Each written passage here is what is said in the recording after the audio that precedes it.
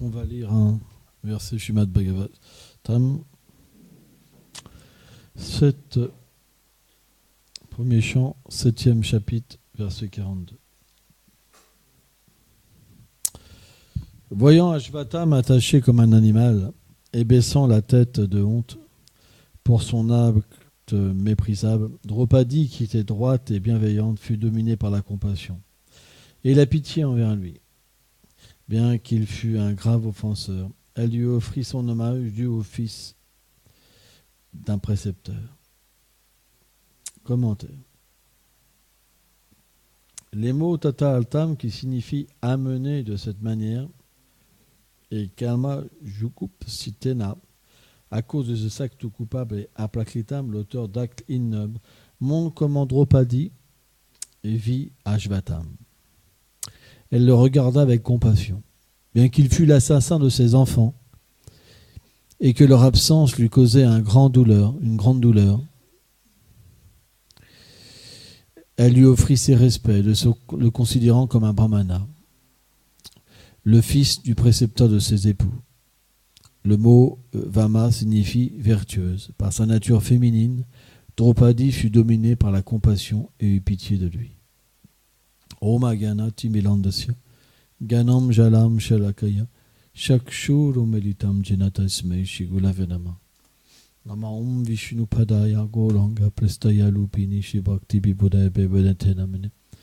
Nama Om Vishnu Padaya Krishna Prestaya Bhutale Srimati Bhakti Nandan Swamiti Namine. Nam Vishnu Padaya Gola Prestaya Bhutale Srimad Bhakti Pramadaya Puligo Swamiti Namine. Nam Vishnu Padaya Krishna Prestaya Bhutale Srimati Bhakti Vedanta Swamiti Namine. Nam Om Vishnu Padaya Krishna Prestaya Bhutale Srimati Bhakti Lachaka Shradevu Swamiti Namine. Nam Vishnu Padaya Krishna Pestaya Bhutale Srimate Bhakti Silanta Sarasvati Tinamini Shai Shri Brahmadvagura Sarasvat Sampadaya Ki Jai. Donc ce verset glorifie tout particulièrement la nature féminine. Et c'est très intéressant pour nous. Parce que Ashvatam, pendant le sommeil des fils de Draupadi, avait tué les fils de Draupadi. Ce qui est un acte ignoble. Et donc, ils amenèrent, donc les Pandavas, ils amenèrent Draupadi au pied, Ashvatam, au pied de Draupadi. Krishna lui-même avait déclaré la mort d'Ashvatam. Parce que pour un acte comme ça, la peine de mort est reclue. En fait, Srila Bhaktivedanta Swami Prabhupada explique au niveau de la loi du karma, quand on commet un meurtre, quelque chose d'abominable, le fait d'être tué dans cette vie, ça empêche de prendre les réactions pécheresses dans une autre vie. On les prend dans cette vie. C'est pour ça que dans la société védique, la peine de mort était, pour des choses graves, permise. Et donc, c'est pourquoi le Seigneur lui-même voulait en fait qu'Ashvatam soit puni. Ashvatam, c'est pas une personne ordinaire, c'est une manifestation de Shiva dans les divertissements en fait, de Dwarka aussi. Hein. Alors il y a différentes versions. Il y en a qui disent ça, il y en a qui disent autre chose. Hein. Il y a deux versions. Et là on voit quand Draupadi est amené comme ça, ligoté devant Draupadi, et bien qu'il a tué ses 5 enfants, elle a pitié de lui.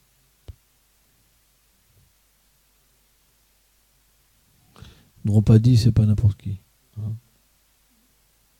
Bien qu'il a tué ses 5 enfants, pendant la nuit en plus. Pour un kshatriya, un guerrier, c'est vraiment quelque chose de tellement bas, surtout dans cette société où tout était droit. Tellement droit. Hein, le code des guerriers, c'est quelque chose qu'on ne peut pas comprendre dans l'âge de Kali. C'est impossible. Mais il avait tué ses enfants, un acte si lâche pendant la nuit. Pendant qu'il dormait. Mais elle a eu, elle s'est rappelée quand elle l'a vu de son précepteur. Parce que son père, dans Acharya, était le maître spirituel en fait des Pandavas. C'est lui qui l'avait enseigné l'art de combattre. Et donc quand naturellement le fils est un représentant du père, et quand elle a vu en fait Ashvatam dans cette situation-là, elle a eu pitié de lui. Et elle a demandé qu'on le relâche. Donc c'était quelque chose que les Pandavas ne pouvaient pas accepter. Bhima, ils ne pouvaient pas accepter. Personne ne pouvait accepter ça. Mais en même temps, c'était Draupadi, et c'est intéressant, comme elle était la mère de ses enfants, elle avait son mot à dire. Et ce qui est vraiment intéressant, c'est que c'est la pensée de Draupadi qui a prédominé dans cet échange. Vous pouvez voir à quel point la femme était respectée. Ça serait quelque chose d'impensable dans notre société, déguisée en protection de la femme, etc. Quelque part. Et donc, Krishna a fait un arrangement à travers donc les Pandavas que Ashvatham soit mort et vivant à la fois. Car pour un guerrier, s'il est humilié mais qu'il est laissé en vie, c'est pire que la mort. Pire que la mort. Hein? Donc ils lui ont coupé les cheveux en lui laissant des touffes de cheveux et ils l'ont relâché comme le plus bas des hommes en fait.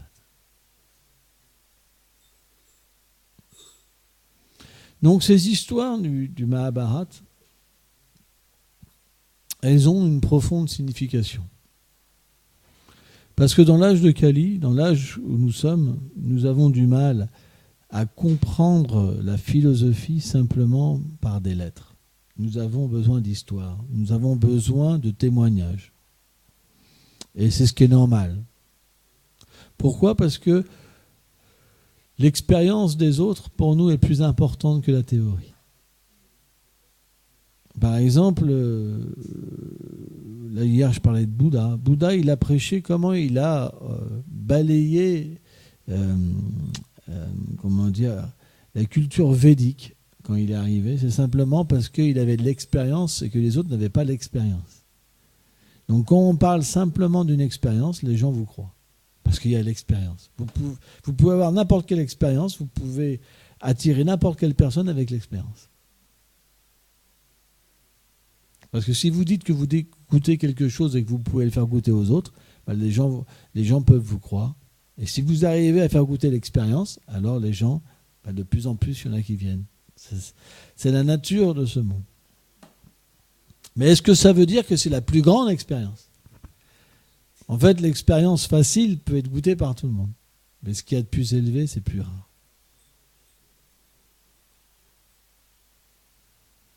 Par exemple, quand Krishna il dit Mahatma Sudhu là-bas, il dit qu'une personne qui peut comprendre ma nature en tant que la personne suprême, c'est très rare. C'est très rare. Pourquoi ? Parce qu'il faut un désir pur. Il faut un tel désir. Mais comment ce désir vient ? Il vient simplement par une pratique, bien sûr. Parce qu'à la base, il y a toujours une pratique de vie interne et de vie externe. Externe, pourquoi ? Parce que vous ne pouvez pas faire n'importe quoi et après, naturellement, attirer le Seigneur suprême. Donc il faut une vie qui est basée sur l'humilité, la tolérance et le bon respect. Avoir le respect de tous les êtres. Offrir son respect sans vouloir rien en retour. C'est ce que Chaitanya Mahaprabhu nous a enseigné. Et cette attitude intérieure, si on la fait en suivant les instructions du Seigneur pour son plaisir, alors elles nous permettent de développer des qualités qui vont véritablement nous introduire dans sa demeure. Pourquoi Chaitanya Mahaprabhu a dit Pourquoi ? Parce que le fondement du monde transcendantal est basé sur ce verset. Bhakti-Raj Shridev Goswami explique que la voie de l'abandon, Sharanagati, elle est le fondement du monde transcendantal. Il va même plus loin, il dit qu'elle est le halo, la radiance de Srimati Radharani. C'est pourquoi L'attitude, elle peut nous offrir le fruit de l'entrée dans la demeure du Seigneur suprême. Par exemple, souvent les dévots, ils ont cette attitude de vouloir voir Krishna. Allez, Krishna, allez, Krishna, Krishna, Krishna, allez, allez, allez, viens Seigneur, je veux te voir, allez, Krishna, où es-tu? Ah, il vient pas, il vient jamais.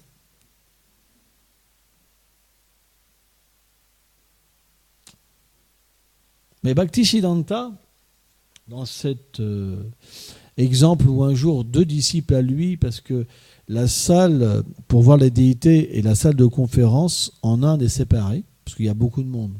Donc si vous mettez la conférence là où il y a la déité, ça fait que passer, vous ne pouvez pas donner une conférence, c'est pas possible. Il y a tellement de gens qui passent à la minute, c'est pas possible. Donc, dans ces cas-là, la salle de conférence est ailleurs pour que ce soit paisible. Et un jour, il y a 2 de ses disciples qui sont partis en fait pour voir les déités. Et quand ils sont venus, Bhaktisiddhanta, il leur a dit « Où étiez-vous » Il dit « Oh, Gurudev, on a été prendre darshan, on a été voir les déités. » Et il leur a dit « Est-ce que vous avez fait un bon exercice avec vos yeux ?» Ça veut dire ce que ça veut dire. Et il a enseigné une chose qui est importante. C'est qu'on peut voir Krishna avec les oreilles, avec l'écoute. Mais aussi, une autre chose, c'est que on doit plutôt être intéressé que Krishna nous observe que d'observer Krishna. Parce qu'on ne pourra pas voir Krishna. Mais par contre, Krishna, il est dans notre cœur. Et il nous observe. Or, quand notre attitude est bonne, on ressent qu'il nous observe. Il se manifeste dans notre cœur, graduellement. Donc, si aujourd'hui, on ne ressent rien et qu'on est seul, ça veut dire qu'il y a quelque chose qui ne va pas en nous. Parce qu'automatiquement, si on avait une bonne attitude et qu'on agissait pour son plaisir, il nous observerait. On sentirait qu'il serait satisfait avec nous. Donc il y a quelque chose qui ne va pas en nous. Soit on veut simplement Krishna pour notre plaisir. Ça veut dire qu'on a compris que quand on sert Krishna, on obtient la paix. On obtient la paix. Ça veut dire qu'on veut en fait Dieu pour nous. Ou alors on comprend la nature du monde transcendantal. Et la nature du monde transcendantal, ça veut dire que on appartient, on vit pour lui, on existe pour lui.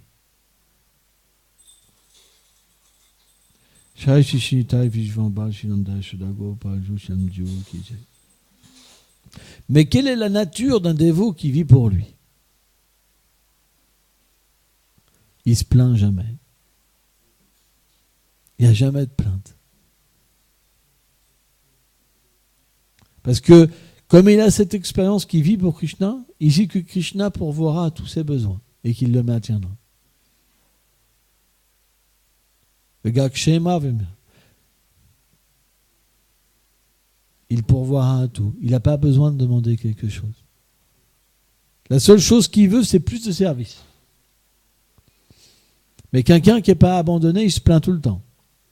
J'ai faim, j'ai froid, j'ai ceci, j'ai cela, j'ai ça, j'ai ci.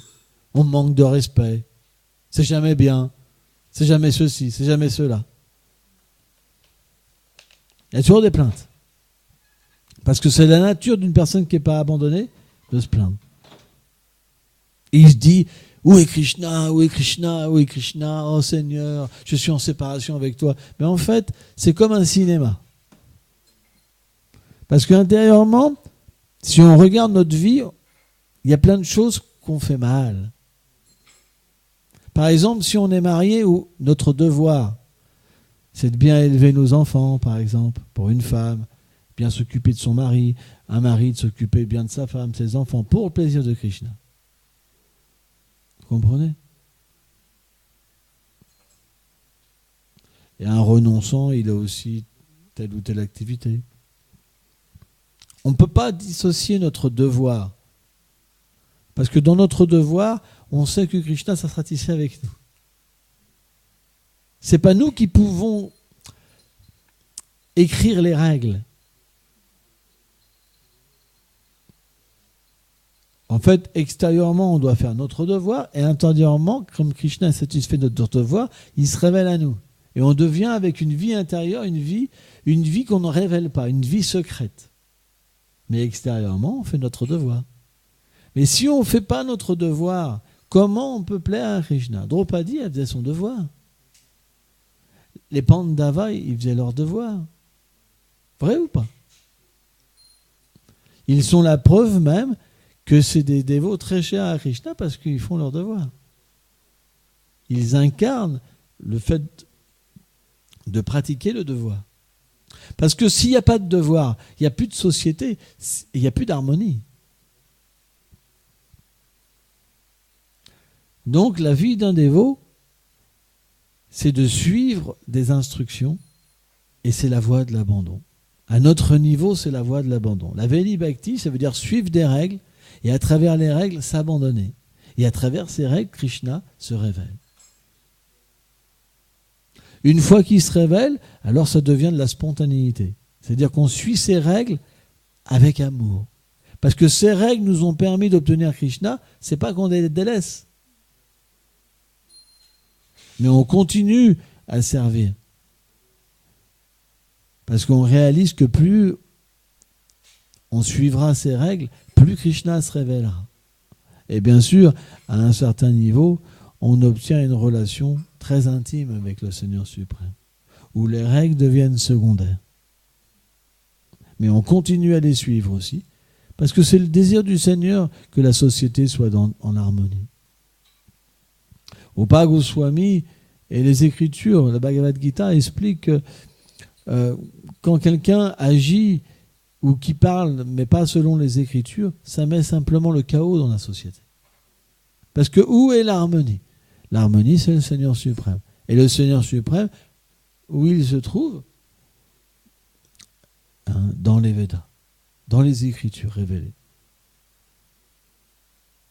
Donc automatiquement, si on veut être en harmonie, et si on veut que le Seigneur nous observe, on doit suivre des lois. C'est notre seule chance de pouvoir avoir cette révélation. Or, ce qui est vraiment intéressant, c'est que l'expérience, elle existe. Pourquoi? Parce que Krishna s'est vraiment révélé dans la Bhagavad Gita. Il est le Seigneur suprême.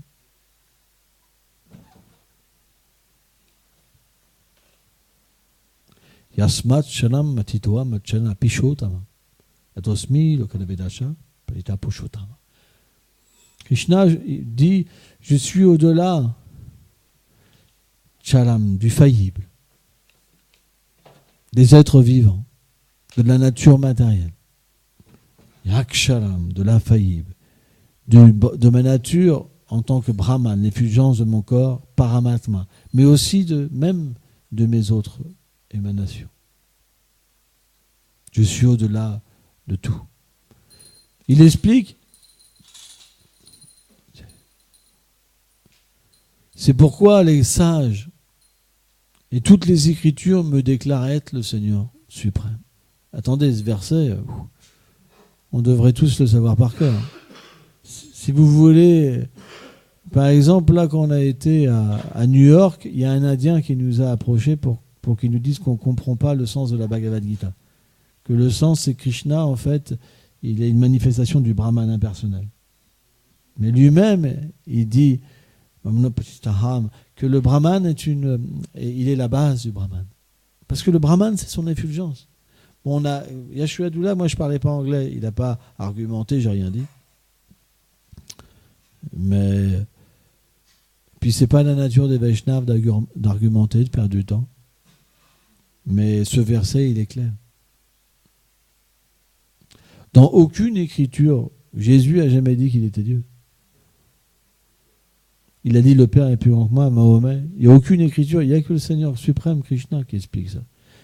Et tous les Puranas, beaucoup de Puranas, hein, la Samhita, Garga Samhita, etc., Brahmaveda Purana, Shiva, Brahma glorifie Krishna comme la personne originelle.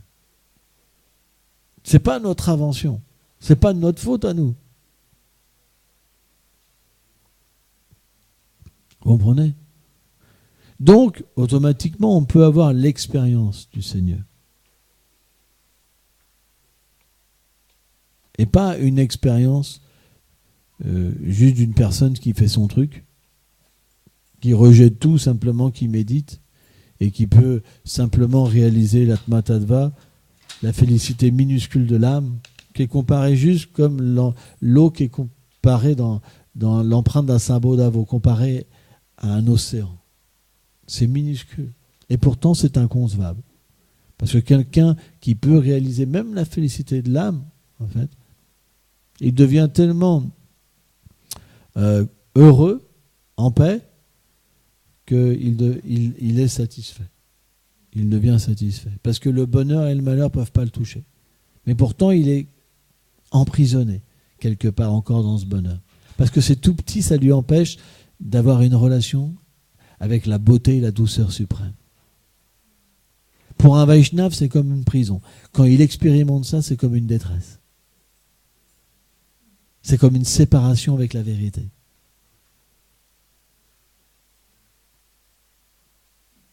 C'est pourquoi, simplement en chantant le Mahamantra de Krishna, on peut avoir cette expérience.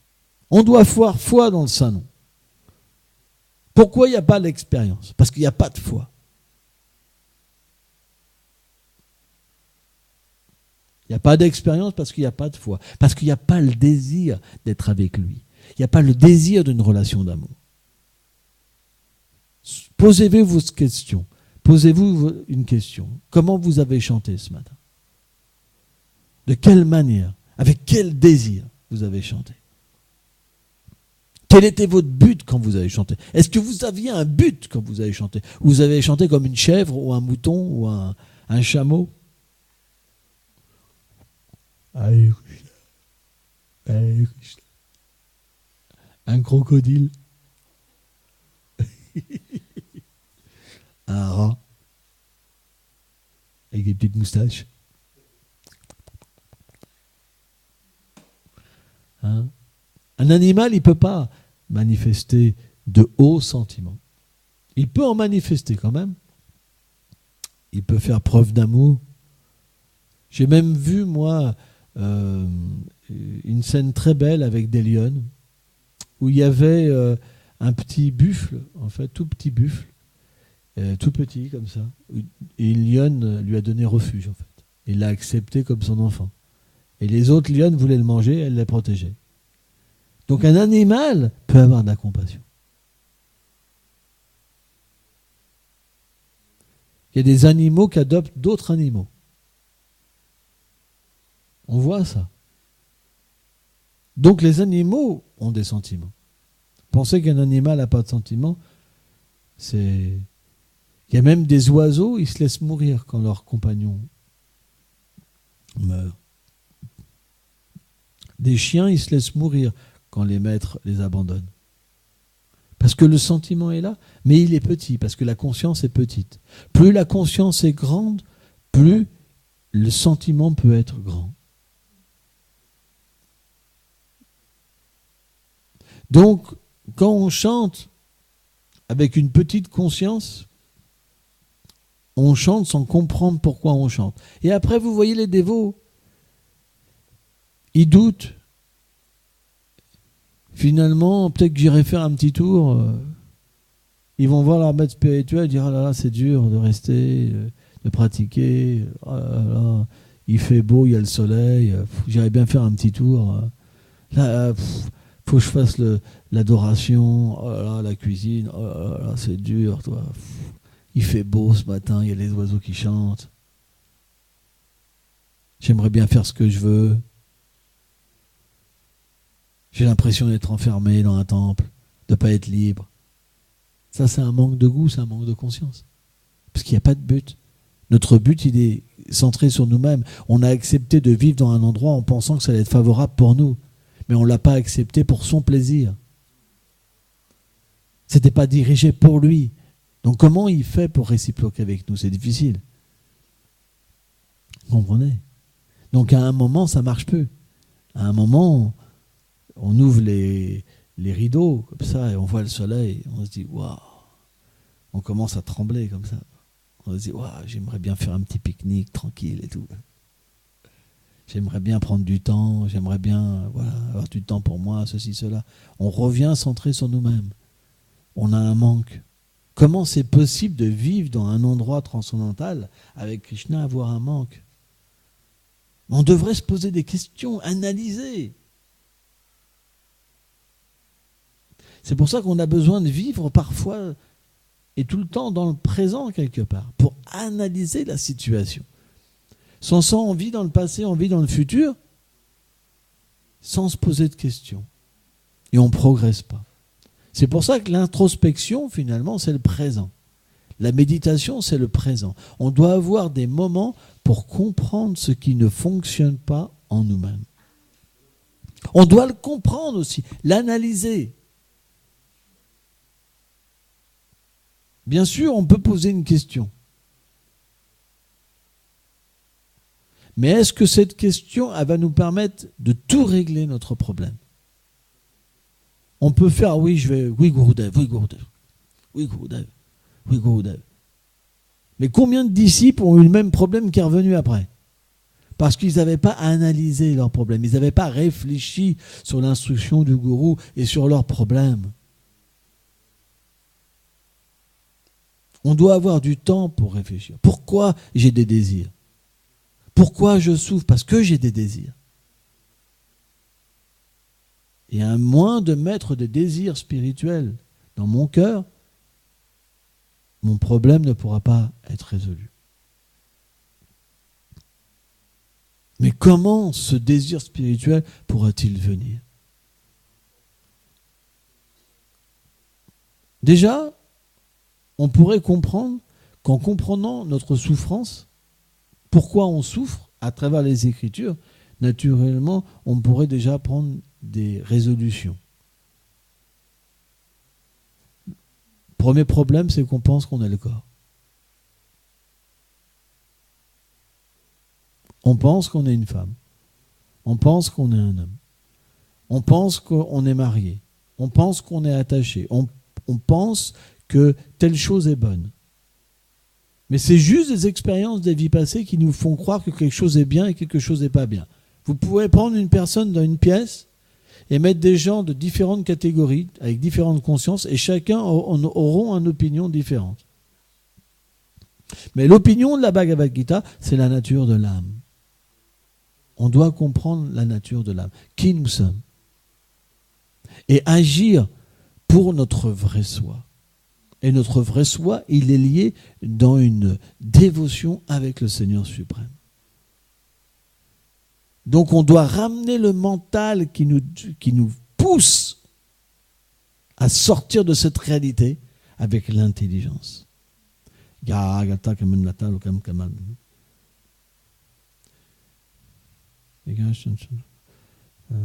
Tasmat tatmana. On doit, avec l'épée de la connaissance, trancher quand les doutes viennent du mental. C'est le principe du yoga. Et on verra qu'à un moment, quand l'intelligence sera de plus en plus nourrie par la vie spirituelle, le mental va changer d'impression. Les impressions du mental vont changer. Et un jour, le mental lui-même nous demandera de la vie spirituelle. C'est ce qu'on appelle finalement le stade de la fixité. Quand nos impressions sont remplacées et qu'on devient attiré par la vie spirituelle, qu'on devient attiré par la douceur du Seigneur suprême, par ces divertissements, et que les choses matérielles ne nous attirent plus, on devient fixé. Et naturellement, le résultat de la fixation, c'est qu'on développe un goût qui est supérieur à la vie matérielle. Et à ce moment-là, on obtient graduellement un but dans notre bhajan, dans notre chant des saints noms.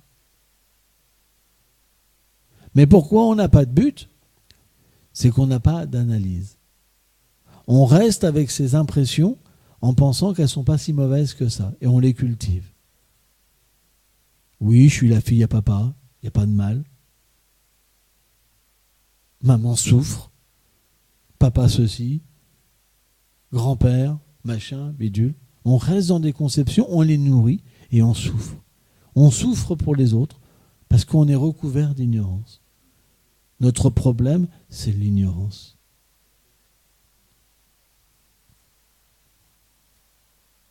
En fait, il y a 4 anarthas. 4 choses indésirables qui sont comme des nuages, qui recouvrent la réalité de notre lien avec le Seigneur suprême.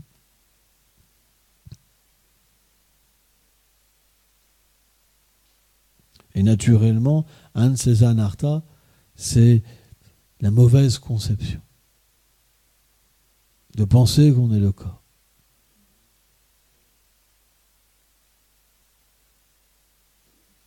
Donc le service de dévotion, si on le pratique correctement, il va nous amener graduellement à pouvoir méditer, à pouvoir comprendre notre problème.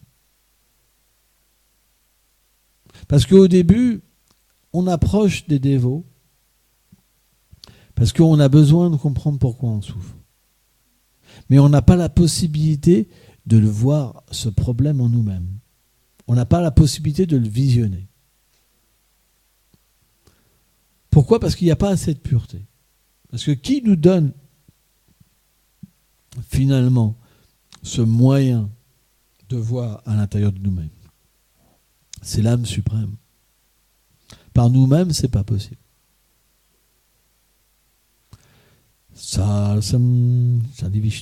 Krishna explique sur le souvenir et l'oubli. C'est lui qui permet de voir à l'intérieur de nous-mêmes qu'est-ce qui ne va pas. Et c'est lui qui nous donne la force spirituelle pour pouvoir avoir un moyen de graduellement dépasser, détruire ce problème. Mais dans cet âge de Kali, tout repose fondamentalement sur un principe, c'est le chant des saints.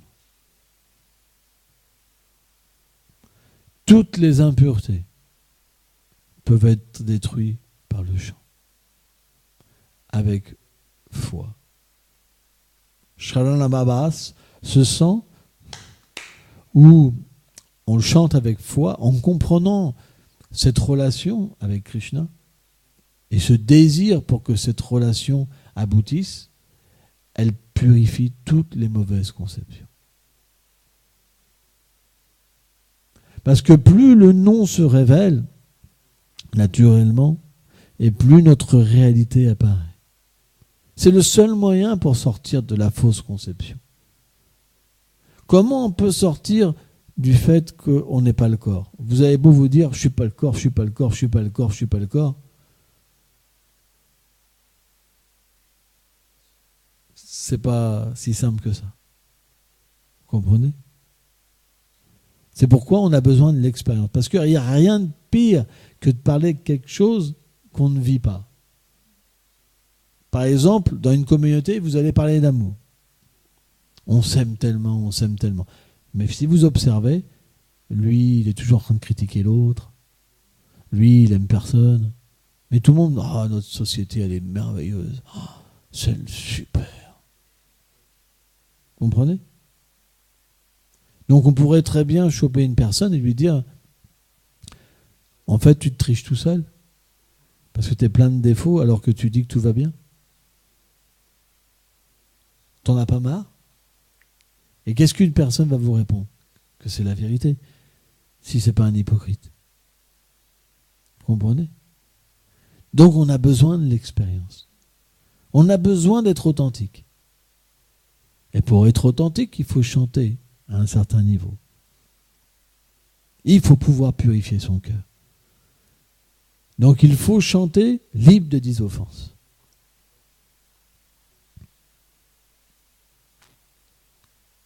Donc il faut connaître ces offenses pour pouvoir les éviter. Comment on peut éviter des offenses si on ne les connaît pas? Vous comprenez? Et une des 10 offenses, c'est chanter le sang des saints noms en pensant qu'on est ce corps.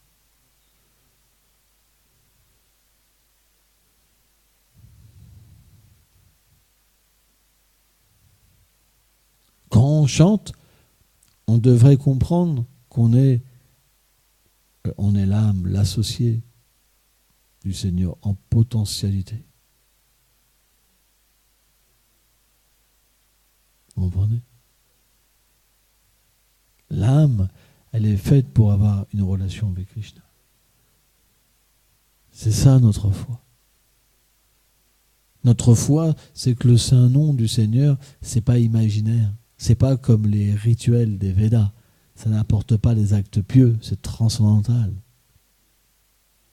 Le moyen, la sadhana, la pratique et le but, Krishna, c'est le même. Le nom de Dieu, il n'est pas différent du Seigneur suprême.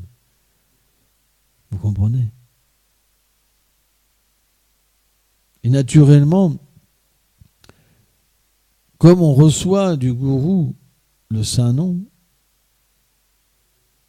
on a une bonne compréhension de la Guru Parampara. Comment le saint nom descend dans ce monde?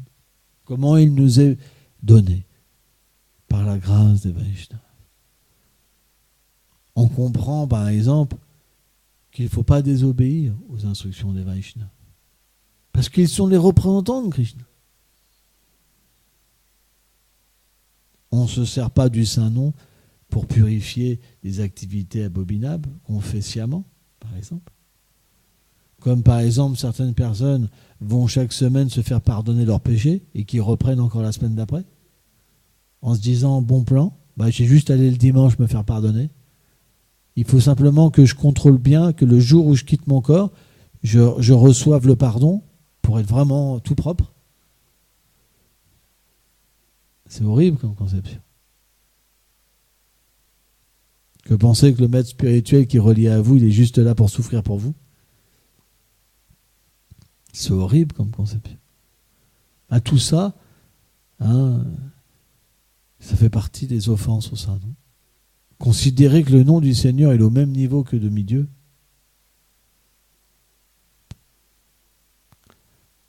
Donc on doit avoir une bonne compréhension du saint nom, de sa position. C'est pour ça qu'on doit lire le Harinam Chintamani. Le dialogue entre Haridas Thakur et Chaitanya Mahaprabhu. Car Chaitanya Mahaprabhu a mis en pouvoir Haridas Thakur. C'est pour ça qu'on l'appelle Nama Acharya. L'Acharya, le précepteur des saints noms. À travers cet écrit, révélé, Srila Bhaktivinoda Thakur établi à travers Srila Haridas Thakur, qui parle sous le pouvoir de Chaitanya Mahaprabhu des vérités sur le saint nom. C'est un livre qui est très important. Vraiment important. On ne peut pas chanter purement le saint nom sans avoir la miséricorde d'Haridas Thakur. C'est pas possible. Sans étudier la vie d'Haridas Thakur et de prendre refuge dans Haridas Thakur, c'est pas possible. Parce qu'il est Nama Acharya. Donc on doit le prier, l'adorer. Tous les jours, au moins offrir des pétales à ses pieds par lotus. Au moins tous les jours. Avoir une adoration d'Haridas Thakur. C'est très important. Et aussi, Haridas Thakur a montré une telle attitude. Il nous a montré aussi l'attitude parfaite, comme Prahlad Maharaj, pour chanter. Oh, pas évident. C'est pas facile. Haridas Thakur, il pouvait tout supporter. Tout. Même Maya Devi, l'énergie matérielle, elle est venue sur une femme, sous la forme d'une femme le tester. Et il a initié Maya Devi.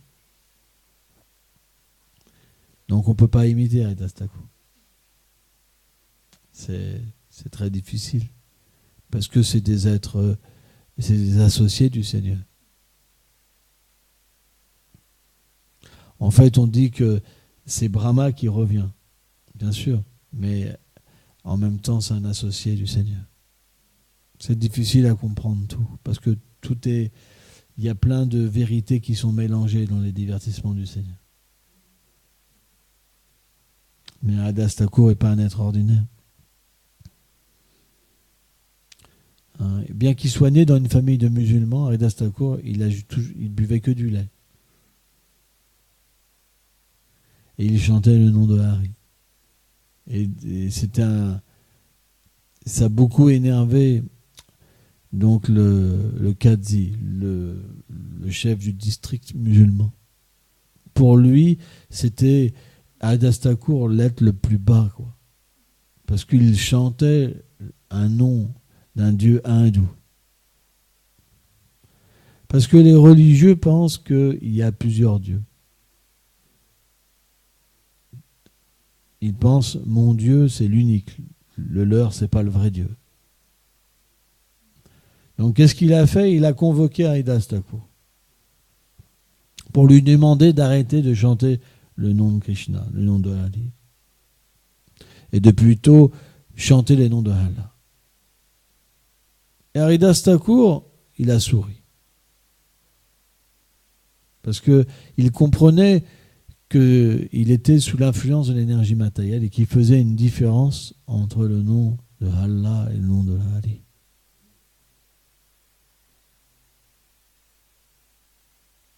Et Haridas Thakur il lui a expliqué cette vérité.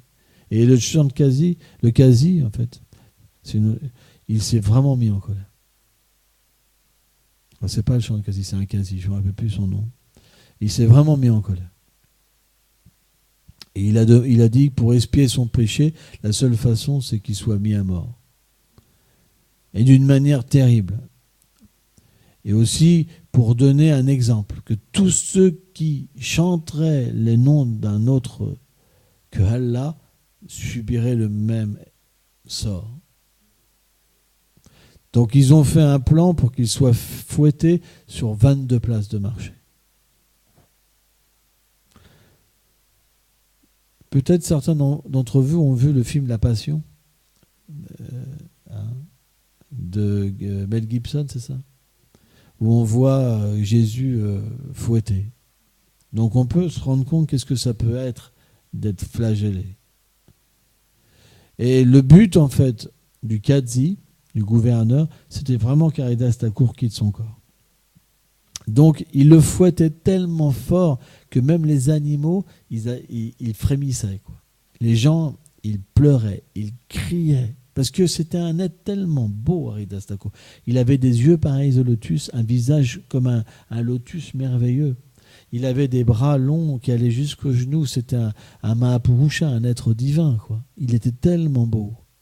Et il le fouettait comme un bandit, quoi. Et donc, ils avaient fait, ils allaient sur différents villages. Le but, c'était de faire voir l'exemple, comme ça. Mais bon, dans la théorie, quelqu'un peut tenir une place de marché ou deux, puis après mourir. C'est pas possible. Le corps, il ne peut pas supporter trop de souffrance. Sur Terre, on a un corps, sur les planètes intermédiaires, qui peut supporter un certain taux de bonheur et un certain taux de souffrance. Quand il y a trop de bonheur, c'est pas possible.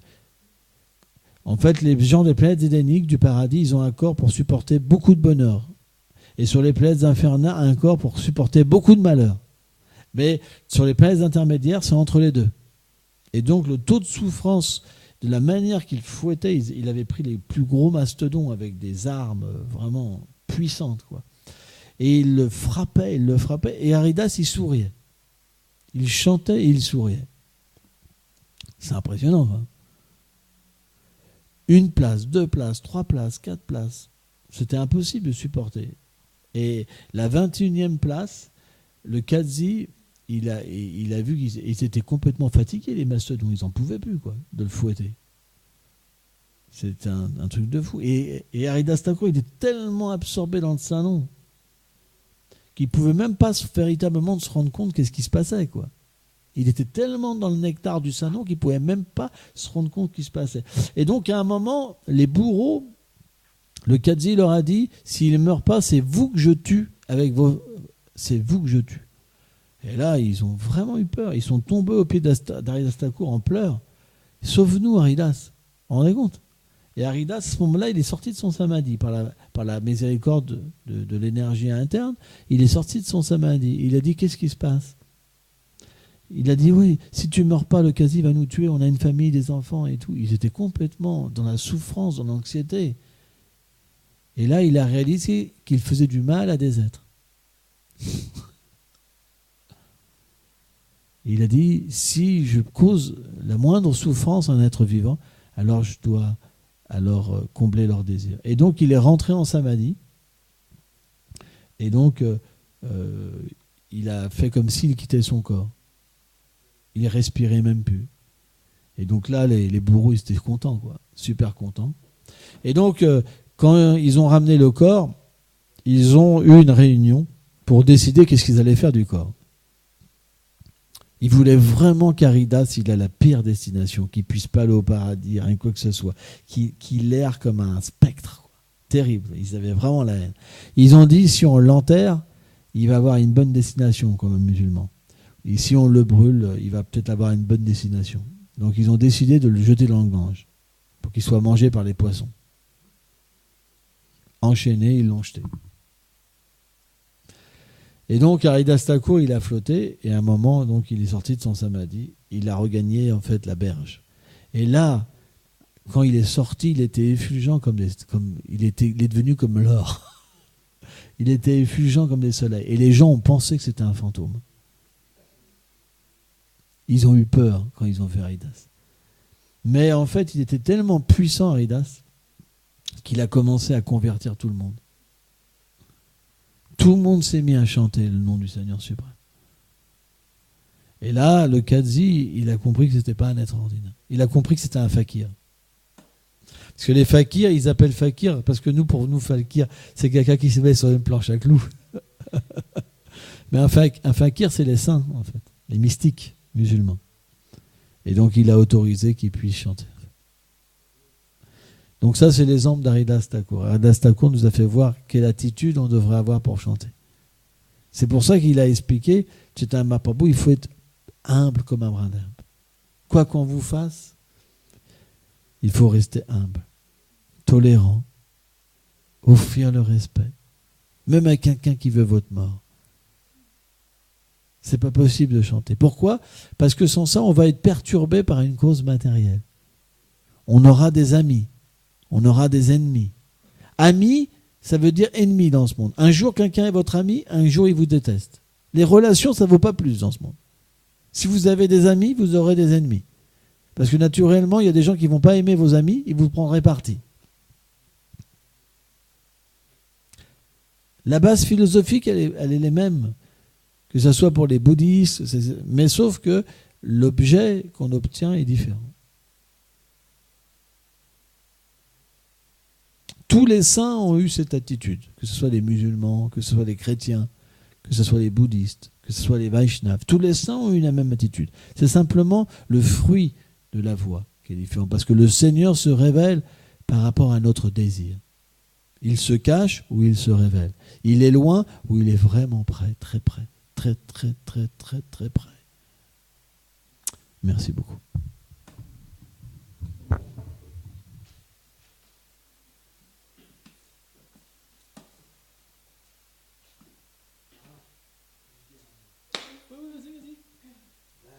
Grâce à vous, j'ai connu la grande jalousie de ma famille.